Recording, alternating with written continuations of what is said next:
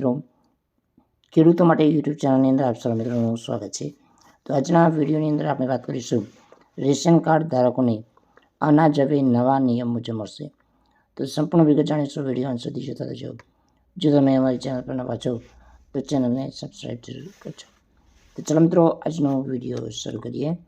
તો મિત્રો, વિડીયોની અંદર આપણે વાત કરીશું કે આ નિયમો લાખો લોકોને અસર થશે।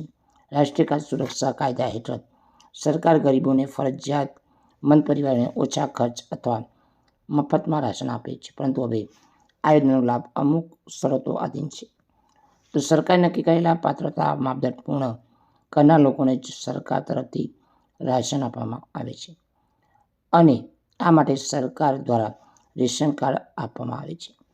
પરંતુ હવે રેશન કાર્ડ ધારકો માટે KYC ઇલેક્ટ્રિક નો યાર કસ્ટમર કરાવવું ફરજિયાત રહેશે, એટલે કે KYC કરાવવું ફરજિયાત રહેશે।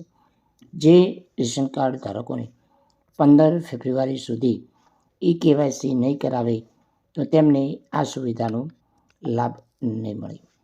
તો સરકાર KYC દ્વારા નકલી રેશન કાર્ડ ધારકોને ઓળખી કાઢવા અને તેમને આ યોજનામાંથી બાકાત કરવા માગે છે, જેથી ખરેખર જરૂરિયાતમંદ લોકો માટે આ યોજનાનો લાભ મળી શકે। આથી જો તમે હજુ સુધી KYC કરાવ્યું નથી તો તાત્કાલિક કરાવવું પડશે। તો મિત્રો, KYC કઈ રીતે કરવું?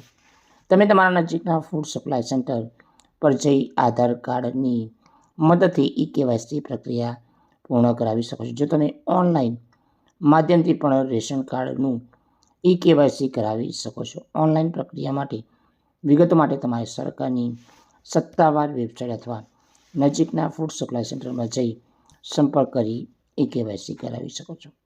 આમ સરકારે રેશન કાર્ડ વિતરણ પ્રક્રિયામાં પારદર્શિતા લાવવા માટે ખરેખર જરૂરિયાતમંદ લોકોને લાભ મળે તે માટે KYC ફરજિયાત કર્યું છે। જો તમે રાશન કાર્ડ લાભ લેવા માગો છો તો 15 ફેબ્રુઆરી સુધી KYC કરાવવું ફરજિયાત રહેશે।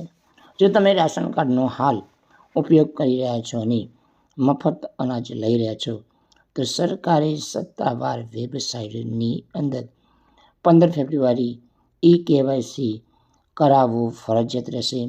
જો તમે તમારું KYC નથી કરાવ્યો એ અંતર્ગત તમારા જેટલા રાશન કાર્ડ આધાર કાર્ડ સાથે લિંક છે એ જ મિત્રોને અનાજ મળશે। બાકીના જે મિત્રોના નામ રેશન કાર્ડમાં છે એ નામ સરકાર આપોઆપ રદ કરશે। તો મિત્રો, આથી સંપૂર્ણ જાહેરાત મુજબ માહિતી। જય હિન્દ મિત્રો, વંદે માતરમ, જય ગરવી ગુજરાત।